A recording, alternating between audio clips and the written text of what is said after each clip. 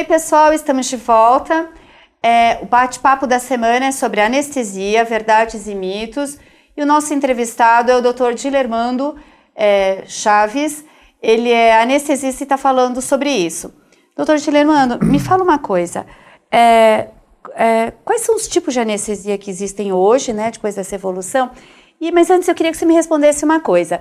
Muitas pessoas acham que anestesista não é médico, né? É uma coisa meio assim, faz um cursinho, 3 meses, né? E não, né? Tem que ter uma... Exatamente, isso é um mito que as pessoas têm de acharem que o anestesista não é médico, né? Eles acham que a gente faz um cursinho rápido e vai especializar em anestesia. E não é, nós fazemos 6 anos de medicina e mais 3 anos em especialização em anestesia. E se você quiser subespecializar em uma anestesia, vamos supor, um transplante de fígado, você tem que fazer mais 1 ano de anestesia específica para isso, né? As pessoas precisam entender que dentro da equipe cirúrgica, o anjo da guarda é o anestesista, né? E ele que vai cuidar de você. Então, é ele que tá com a tua vida na mão, é o anestesista. Sim, isso é verdade. O cirurgião, ele vai fazer o que ele tiver que fazer. E a gente depende muito do cirurgião. O anestesista, ele está sempre estabilizando o Exatamente. paciente, né? Se a gente pega um cirurgião bom, o nosso trabalho é facilitado. Se a gente pega um cirurgião, né, que dê um pouquinho mais de trabalho, que tem algumas intercorrências maiores, o nosso trabalho é bem maior. Então, a gente fica nesse... Esclarecido, né, gente? Fala pra gente quais são os tipos de anestesia. Tem muito tipo de anestesia, né? Mas, no modo geral... A gente pode classificar a anestesia como bloqueios periféricos e anestesias gerais, né? Anestesia. Então, nisso subdivide-se. Dentro dos bloqueios, a gente tem um bloqueio como raquianestesia, a peridural, bloqueios de plexo, bloqueios centrais, bloqueios... eu posso fazer um bloqueio no tornozelo, um bloqueio no joelho. Então, a pessoa, ela continua lúcida. Lúcida. O que vai diferenciar é você tirar ela do sistema nervoso central dela. A anestesia geral, você bloqueia o sistema nervoso central. A pessoa entra no sono mais profundo que existe, né? Mas tem as sedações que a gente faz também com hipnóticos, benzodiazepínicos, que a pessoa dá aquela relaxada, que não precisa entrar naquele sono completamente profundo que a anestesia geral que ela desencadeia, né? A raquianestesia, no modo geral, você bloqueia somente da cintura para baixo. Você está bloqueando o sistema nervoso da coluna para baixo ali. Você bloqueia diretamente a inervação da coluna, né? Concomitantemente, o que a gente costuma fazer é fazer uma sedação para a pessoa dormir e a gente fazer o bloqueio. Antes de você começar a falar dos tipos de anestesia, é muito importante uma consulta com o anestesista no pré-operatório, né? Inclusive, acho que faz parte, né, todo o pacote cirúrgico, né, essa consulta. E é muito importante que o paciente, ele fale realmente o tipo de substâncias que ele faz uso, porque algumas podem interagir com a anestesia, que podem causar alguns efeitos até fatais, né? Exato. E muitas pessoas omitem isso, né, doutor? Isso. Hoje é obrigatório os pacientes em cirurgias eletivas passarem uma consulta, a gente chamada avaliação pré-anestésica. Nessa avaliação, a gente não injeta nada, a gente não faz teste anestésico nenhum. É somente uma entrevista, né? Nós vamos examinar o paciente, fazemos uma avaliação clínica criteriosa e dentro dessa avaliação temos todos um roteiro a seguir com doenças prévias, cirurgias realizadas anteriormente, tipos de medicações. Tem medicações que nós temos que suspender antes da cirurgia, anticoagulantes é um deles que nós temos que suspender, né? Alguns remédios causam interação com anestésicos, inalatórios, anestésicos venosos. Então, é muito importante... Anabolizantes, né? Que causam alterações, porque o anabolizante ele age diretamente no fígado, que é onde é sintetizada a grande maioria das drogas anestésicas, fígado e rim. Então, assim, dentro do rol de procedimentos que tem as cirurgias, a gente tem que captar o que o paciente está falando. Mesmo que ele minta, o anestesista tem que ter aquele feeling para saber tirar a informação dele. E isso em todos os tipos de anestesia, né? Qualquer tipo de anestesia, que inclua anestesista, qualquer tipo. Tanto que a raquianestesia ou a peridural, se o paciente está usando um anticoagulante, se ele está anticoagulado, é contraindicação em fazer um bloqueio. Certo. Porque eu posso formar um hematoma nas costas e a pessoa ficar paraplégica. Então, é muito importante essa informação para a gente. Num caso de uma urgência e emergência, onde o paciente muitas vezes não está em coma, tal, aí é um risco iminente de vida. A maioria das vezes a gente opta pela anestesia geral, né, porque para não correr o risco. Muitas vezes a família está ali e a gente tem que, com ela, né, diretamente passar as informações para nós. Certo. Porque o doente muitas vezes ele não consegue, né? Tá. Vamos então os tipos de anestesia. Isso. Eu trouxe aqui pra gente, pode colocar? Por favor, pode colocar o slide. Eu trouxe aqui, uma das mais temidas, que é a raquianestesia, né? De cefaleia. É a que mais... hoje é a que mais se usa. Lógico, você tem as indicações, né, para cada tipo de cirurgia, né? Só que na grande maioria das vezes, o bloqueio de raquianestesia hoje é um dos mais utilizados para operação de membro inferior, cirurgias obstétricas, né? Cirurgias até de abdômen baixo, a gente opta por fazer a raquianestesia, porque foi uma evolução muito grande. O anestésico que a gente usa na raquianestesia é um anestésico muito seguro, é pouco volume anestésico, né? Diferente da peridural, que é um volume muito maior, é um volume 30 vezes... Peridural é maior? É um volume muito maior e com o risco maior, né? Então tem muito anestesista que opta a não fazer peridural, porque o risco da técnica é muito grande. Né? Então a gente opta por fazer a raquianestesia, que hoje é até muito mais segura, né? Aqui eu estou demonstrando um corte sagital Você até trouxe, Eu até trouxe aqui um demonstrativo, né? Esse corte é um corte aqui da coluna, né? Onde passa todas as estruturas da coluna. Então se nós observarmos aqui, ó, essa aqui é a parte central nervosa que liga todos os nervos do tronco cerebral até a parte do sacral. Desce a inervação para o corpo. É onde a gente sente dor. Tanto que num acidente automobilístico, onde você tem a secção da medula, dependendo de onde você pega, você fica paraplégico ou tetraplégico. Se for cervical, você inibe a condução nervosa do estímulo que está descendo, a pessoa fica paraplégica. Tetraplégica e lombar paraplégico. Você secciona essa inervação daqui. Né? Então, a punção da raquianestesia, que nada mais é? A gente introduz a agulha, geralmente nesse microespaço que está aqui. Isso tem que ser muito. Aqui nesse molde aqui não tem a dura mater, onde que reveste o cérebro, né? Porque só está a inervação. Nós temos que perfurar a dura mater para poder injetar o anestésico para fazer o bloqueio direto na raiz nervosa. É um procedimento pouco indolor, né? Pouco indolor hoje, né? Porque antigamente... Você trouxe até, né? Eu trouxe umas agulhas aqui. Uma assustadora agulha. Essa aqui era a agulha que a gente usava. Eu não cheguei a usar essa agulha porque são agulhas muito antigas, né? O calibre o calibre disso aí. Comparando com a agulha de hoje. Olha isto. Então a diferença é brutal, né? Que louco, não? Então era um procedimento doloroso. Lógico, fazia esse botão anestésico para introduzir essa agulha, né? Mas mesmo assim, as consequências traumáticas dessa agulha eram muito maiores. Inclusive, efeitos colaterais eram quase normais, né? Era assim... Inclusive a cefaleia pós-raquial, que a gente chama a famosa dor de cabeça da anestesia, era muito maior, em torno de 40% com essas agulhas. A RAC, ela tem duração de quanto tempo? Que a pessoa volta com os movimentos? Depende do anestésico que a gente usa, né? Tá. Tem, hoje em dia, os anestésicos mais usados é a lidocaína pesada e a marcaína. Tem a marcaína pesada, isobárica e a isobárica. Então, a mais utilizada é a marcaína pesada, que ela é adicionada glicose nela, porque quando você injeta, ela tem o efeito de subir o bloqueio para ficar um bloqueio mais alto, né? A gente usa em torno de 4, até pode usar até 5 ml no bloqueio da raquianestesia, você tem um efeito entre 4 a 5 horas, né? Mas você pode adicionar algumas coisas junto com a RAC, para você minimizar a dor pós-operatória.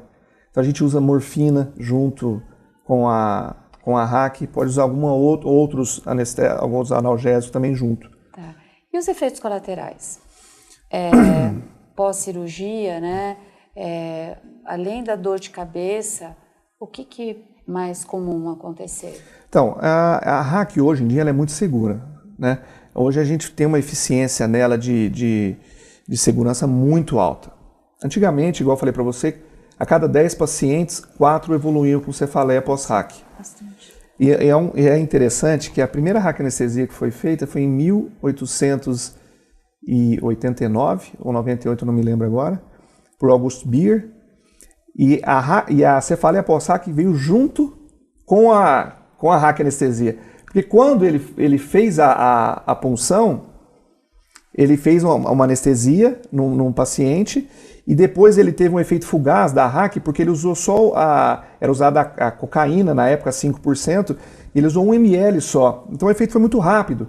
E 8 dias depois ele fez uma RHAC, o ajudante fez uma RHAC nele. Nossa. Aí ele usou mais 3 ml de água comum e ele teve um efeito melhor, porque dispersou o anestésico, teve um efeito melhor de bloqueio. E ele foi comemorar junto com esse ajudante dele, e beberam a noite inteira e tal, e no dia seguinte ele teve a cefaleia pós-RHAC. Nossa. Só que ele não sabia que era uma cefaleia pós-RHAC, ele achou que era da bebida. Ele ficou 9 dias com a cefaleia. Ele andava, piorava, ele deitava, melhorava. Nossa. E hoje é uma coisa menos comum, Menos né? comum. Hoje a porcentagem da cefaleia pós-RHAC gira em torno de 1%. Né? Nossa, de 40% para 1%. Com a agulha. Porque a gente fala que a cefaleia pós-RHAC ela tem vários fatores. Né? Calibre da agulha, habilidade do anestesista. Sim. Porque o que nada mais é a cefaleia pós-RHAC? Quando você faz esse pertuito, esse líquor que banha todo o cérebro ele fica em posição estática. Ele não tem pressão nenhuma dentro da calota craniana, por causa do líquido cefalorraquidiano. Então, quando a gente faz a punção, esse líquido que sai, muitas vezes hoje não sai mais, a gente injeta, forma um pertuito aonde você perfurou. Então, quanto maior o pertuito, mais vai sair o líquor para fora. Sim. Então, eu digo que é como se fosse um barco ancorado com uma corda no cais. Se a água está normal, o barco está flutuando, a corda está solta. Se essa água vai baixando, essa corda vai esticando e a pressão vai aumentando. Então, por isso que a cefaleia, ela melhora quando você está deitado, porque o teu cérebro fica em posição estática. Por isso que, se bem que hoje não se recomenda, não é tão necessário, o uso, abolir o travesseiro, você ficar realmente numa posição horizontal. Isso. Antigamente, as pessoas que eram submetidas à RHAC, elas tinham que ficar 24 horas deitada na cama, em posição horizontal total, sem poder levantar, sem fazer nada.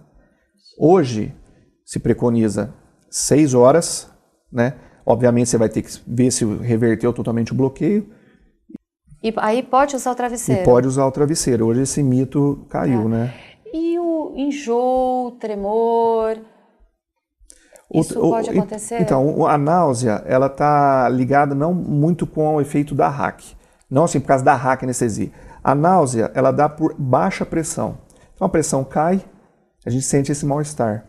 Muito comum quando a gente vai fazer cesariana.